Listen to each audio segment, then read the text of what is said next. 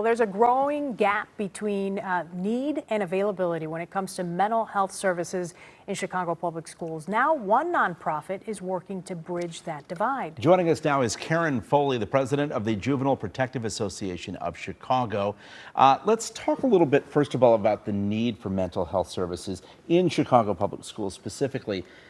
Has the specific type of services needed by kids changed in recent years? Yeah, that's a great question. So let me start with some national statistics just to put into context that what we're experiencing here in Chicago is not an anomaly. This is nationwide. So 42% of adolescents say that they are persistently sad or depressed. That's our future workforce. The rate of ER visits for girls has climbed to 51%. And the second leading cause of death for children 10 to 24 is suicide. And it's much worse for the LGBTQ population. And so those numbers are also reflected in what we're seeing here in Chicago. We're seeing rates of aggression, loss, grief, suicidal ideation, fighting, guns and gangs, violence in the neighborhoods. And it's just, the pandemic has just exacerbated all of the problems that so many communities have already been facing. And so the question becomes, is it being addressed? Do we have the resources in place to address that trend that we're seeing continuing to go up? And what are your thoughts on that? Well, the trends are national, and they are here in Chicago in all communities. So it could be in Winnetka or West Humboldt Park. We're seeing these trends, and no, there's not enough resources in the mental health field to address the needs.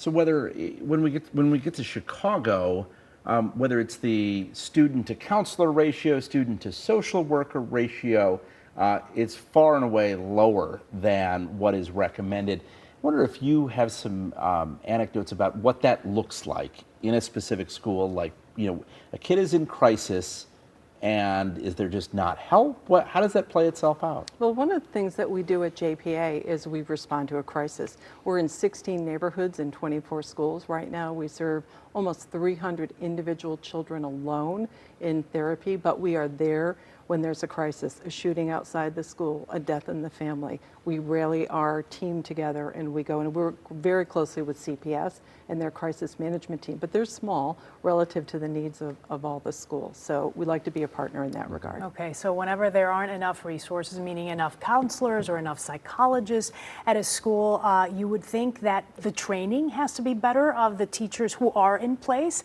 So how do you help in that area? How do you train teachers to recognize some of the issues that may come up for a teenager in high school, let's say? Right, and so we have a program called Connect to Kids, and it was started because we would have kids in therapy rooms and seeing a lot of progress made. They walk down the hall, and we'd sort of see it dissipate once they got back into the classroom.